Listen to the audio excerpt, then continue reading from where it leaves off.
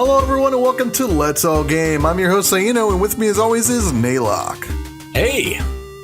It is August 17th, 2016 and we are here to bring you the news. Let's get right into it. So, Batman Arkham VR, we've talked about it before, and in its earlier incarnations it was just kind of like a VR experience that you're watching Batman interrogate people.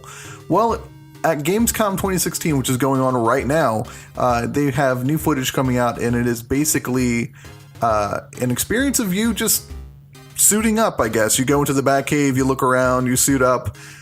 There's like some detective type parts and everything. I mean, we've seen some footage of it. We're going to put some kind of trailer or something here as best as we can. But Naylock, you saw a lot of it, and you are not impressed. Yeah, not really. It was just, him getting ready and tooling around. I don't know. Someone said they had footage of him throwing the Batarang, and there was like a quick, 2-second clip of some fighting, maybe. That was about it. Otherwise, they're all like, oh, I put it on and I'm looking in the mirror and it's crazy. And I'm like, so? I don't. Okay. I mean, VR is not for everybody, of course, but it does kind of look cool. I still can't get over the fact that you have these just hands kind of going everywhere without them being attached to anything, It does look a little strange, but, basically your hands are the PlayStation Move controllers that are being tracked by the camera, and then the headset is also being tracked by the camera, but you have the VR headset on, you're seeing everything in 3D. It looks serviceable. So I guess that's all we can really say. Yeah. All right, moving right along. Xbox Scorpio will not have exclusive games.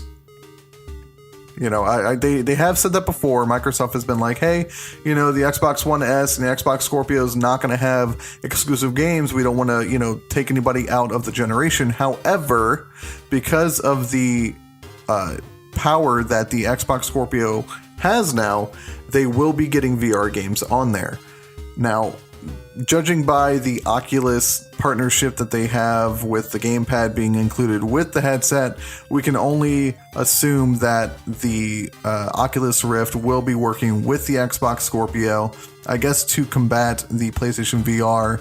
And Naylock, I know we haven't even really discussed this yet. This is the first time you're actually hearing this from me. We like to keep this as much of a discussion on air as possible. So what's your opinion on this? Not being no exclusives. Do they mean just regular games won't be exclusive, or what? So any game that comes out for Xbox One will play for the Xbox One S and the Xbox Scorpio. They are not going to have any games exclusively for Xbox Scorpio aside from VR titles. Oh, but they'll still have. So it won't be like a subset of exclusive. Like it won't be exclusive from the other Xbox consoles. Right, exactly. So, like, for example, if the PS3, if the PS4 were running the same hardware as the PS3, but it was just more powerful, obviously, it's not like they're going to go, yeah, we are only making, here, this game you can only play on the PS3 and a half. It's literally just all games for Xbox One will work on all of the Xbox consoles. There is not one that is exclusively for Project Scorpio. It is literally just the VR games that are going to be compatible for the Scorpio. Okay. Yeah, I thought like they were doing some sort of humanitarian thing. Like, we're just not going to take any exclusives anymore. And you can just get a PlayStation. Why even? So like as far as what they can provide as VR, Oculus seems like the only kind of candidate for that, right? Because they already have a partnership. Yeah. And I doubt, why develop their own tech if they're already working with Oculus, who've been on top of it for it's one of the first ones I ever heard about. Yeah. And again, the Xbox, is it an Xbox One controller? Yeah, it's packaged in with the Oculus. So with that said, having the Project Scorpio be VR compatible, perchance with the Oculus headset, does that incline you to go get a Project Scorpio Xbox One? No, I got my PlayStation 4. I would just, if I was super, if I'm going to go VR, I would just get the VR for that. Okay. Yeah, fair enough. Yeah, and it is only $400 for the PlayStation VR. Yeah. Well, and plus I already have the PS4, so. Yeah, so you don't have to put up that money. But, the Project Scorpio is going to be way more powerful, 4K stuff, playing games 4K natively, apparently, from what they're saying. But I don't know, you're looking at a pricey console, and then on top of that, you have to go get the Oculus headset. You're probably looking at about just getting a PC at that point. Yeah. Yeah, it's not... I don't get the whole upgraded console thing. It's just not resonating with me. Like, it's not enticing enough to me.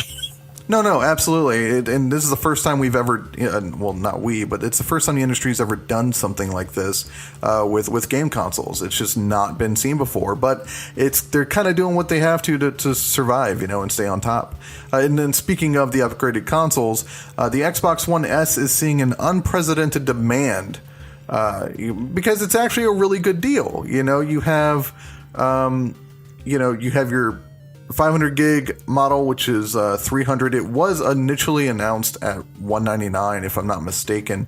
And then the 1 terabyte is $350, and the 2 terabyte is $400. But it's been getting an upswing in demand just because it's way smaller. The power brick isn't there. It does 4K streaming for video. It doesn't play 4K games. It has high dynamic range, not lighting, but colors. And on top of that, backwards compatibility just hit with, I think, 165 million hours played. Now, that's probably the best thing that Xbox One has going for it, is the backwards compatibility with 360 titles.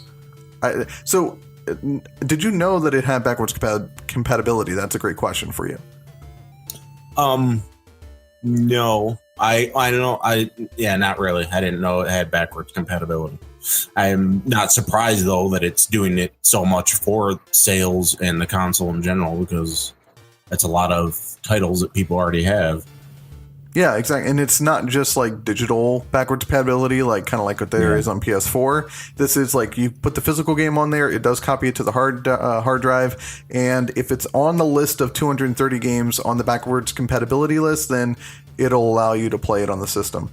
But that's really cool if you had a 360 and is like red ringed or something like that, that you're still able to play your old generation games on here without having to have a whole nother system. That's one thing that I can say Xbox One has going for it. And that's actually the initial reason why I bought my Xbox One. But then it was so big and clunky. I was like, you know what? I'm just going to go get a really cheap 360 and I'll just enjoy the games that way. But for me, the Xbox One S is enticing. It really is. I just to play those exclusives that I can't get. But now that they're bringing all their exclusives to PC, it doesn't really matter that much to me in this at this point. I don't know what's going on. I don't know. Coming to PC, but they're coming out with their new consoles, and it seems like they're all over the place. They're just doing spread shot, like just do it all. It does kind of seem like they're scrambling a little bit, but you know what? They have a plan. Phil Spencer's probably the best person that they've had in that position for the longest time. And I mean, I'll be honest, I'm happy that they're bringing the things to PC, right? Because it's a Microsoft product, right? Don't just separate Microsoft and Xbox and Windows. Bring them all into one cohesive thing and just call it the Xbox experience. I think they're going a great way with it. They have a little further to go, so you can play, PC against Xbox One, or now you're seeing PC versus PS4 playing in the same arenas and stuff like that. I think it's a great move, and the industry needs to go in that direction. And it's only good things, and I'm glad to see that Microsoft is pushing in that direction. They need to stop with DirectX, but I'm glad that they're pushing in that direction. Well, they might also be doing like all the things to like get a practical, like, okay, we had real consumer level products in every one of these fields, and they just figure out whichever one does better and then double down on that. Like, okay, this, we literally made more money doing this, so let's do it some more and don't worry about the other ones anymore. Yeah, no, absolutely. So moving right along, Mass Effect Andromeda. That's a game that we've not heard in a long time. Yet apparently, Nalak, you didn't even know it existed. I might have heard it in passing and just thought it was like an add-on or something. It's like, is that a movie? Is it a book? Like, what is it? What is Mass Effect Andromeda? What was that, another 20-minute short film? And they're going to... let's not talk about that. Okay, so did you play Mass Effect 1, 2, and 3? Yes. Okay, and you were a huge fan of it. Yeah, I played through all of them. I mean, I wasn't like, oh my God, Mass Effect. But, I thought they were good. Yeah, they were solid. They were solid sci-fi fantasy titles. They were. Yeah, that's the other thing too. I can't. It's hard to get a good sci-fi game going. And those, they did absolutely. It was solid. They just did it well. Like, it could have easily been some fantasy game, but they made it sci-fi instead and just made it feel cooler. It kind of, the Star Trek movies, the newer ones, kind of stole the thunder from Mass Effect, because when I was watching those movies, I'm like, this is a very Mass Effect-y style thing here. It's very reminiscent, Yeah. And it's just very similar in that regard. But we haven't heard about Mass Effect Andromeda in a while. And that's because EA is putting a lot of their focus towards Battlefield 1 and Titanfall 2. And they're saying that once those are out of the way, then we'll see more about Mass Effect Andromeda. Now, they were saying that they've had a lot of gameplay that they're holding on to, a lot of footage that they're holding on to, a lot of announcements that they're holding on to, and they're waiting until November 7th, which is N7 Day, obviously N7 from Mass Effect. But they didn't really say if there were going to be announcements tied to that with Andromeda. So Andromeda is supposed to be releasing in January or March of 2017. But, it really remains to be seen. It's very close. We haven't heard much about it. We've seen very little. So it's just hard to know if we should be worried about this. Because, again, the same directors and designers are not on this project. The writer is not on this project. It's a whole nother team and a whole nother game. It takes place, years and years, I think 500 years into the future, something like that. A whole nother different galaxy. That's why it's called Andromeda. There's a lot of unknowns with this. And knowing that, obviously you just heard about it today a little bit more. Were you excited about it? And then after I said all that, are you still excited about it? That's not good. Anytime they hold stuff to their chest right before release is generally not a good sign not for just games, but they do that with movies and shows and stuff too. If they don't have awesome stuff to show off, that's how they kind of play it. They try to be all coy, but then again, maybe they do have some awesome blowout stuff. I don't know, but usually that doesn't sit well with me. Yeah, it's unknown. It's an unknown, but I'm excited for it still. EA knows how to make games. They were in a slog there for a little bit, but now they're back to being on time. That whole Origin time frame where they were like, everything's on Origin, even though it still is. Just when they first were starting to roll that out, they were just totally full of themselves and making bad decisions, and it was just a bad time. But now they seem to be putting the left foot in front of the right foot, and they're doing a good job. But our final piece of news here is Driveclub VR. So Driveclub VR was actually announced in July that it would be coming to PlayStation VR as a launch title in Japan. And I was like, well, that's freaking bummer, right? I love Driveclub. Why is it just going to Japan? Well, Sony has now confirmed that it's also coming to North America and Europe this year. Now, Driveclub, I think, unfairly got a lot of bad rep. That game is graphically incredible. The gameplay is really fun. It is one of my favorite drive games of all time. And I know that's saying a lot because there's a lot out there. But Gran Turismo 4, Driveclub, I actually like Project Cars as well. I like a lot of driving games or racing games. It's kind of right up my alley. And having a Driveclub VR experience, I think, is going to be nuts. The speed on that game is incredible already. I love the controls. The handling is so smooth and slick. It's going to be a lot of fun, and I already have my PlayStation VR pre-ordered, so I'm just waiting for October 13th to roll around and I'll be good to go. But it's unknown whether Driveclub VR will be a launch title for the PlayStation VR in America. So, Naylock, what's your we've talked about VR now a couple times. What I think if you were to get a VR headset, what application would you like to use it with? Is it a racing game? Is it like simulator stuff? Are you wanting like a first-person experience? Is it something tranquil? Like where do you see the applications of VR heading? Well, a racing game sounds like it'd be awesome, but there's always these problems of like you can't move around right, but in a car it's different because you're using controls to move around. So hopefully it's just you're driving with VR. I hope it's not like I'm sitting here, now I'm all of a sudden thinking about on the Xbox where they had like basically the gas was just always going and you were steering. Well, no, don't think of it that way. Think of it like this. Think you have a steering wheel in front of you, right? Like a physical steering wheel. Let's say like a Thrustmaster, 500, T500 or something, and you have pedals on the ground, and you're basically you have your feet on the pedals, hand on the wheel, and you're able to look around the cockpit, check your mirrors, lean left, right, turn your head into the corners, all that stuff while you're playing the game. I think that a racing game or some kind of simulation in that nature is the best application for VR. Because we all drive cars, right? Well, I hope some of the younger listeners probably lots of people drive cars. Yeah, lots of people drive cars. It's something that we do all the time, right? But you can't do a walking simulator, right? Like that's because VR has a limitation of the cords and stuff like that. But you can do a driving simulator, and everybody knows what that experience is like, and they can engross themselves more into that experience. Putting into that aspect, not some VR thing where it's always going and like you're using your hands as like a fucking steering wheel. These are physical objects, physical things. What do you think that experience would be like for you? I think it'd be cool. I imagine that I would think they would have something set up so it would just be those sticks. It wouldn't be too hard to, calibrate with those.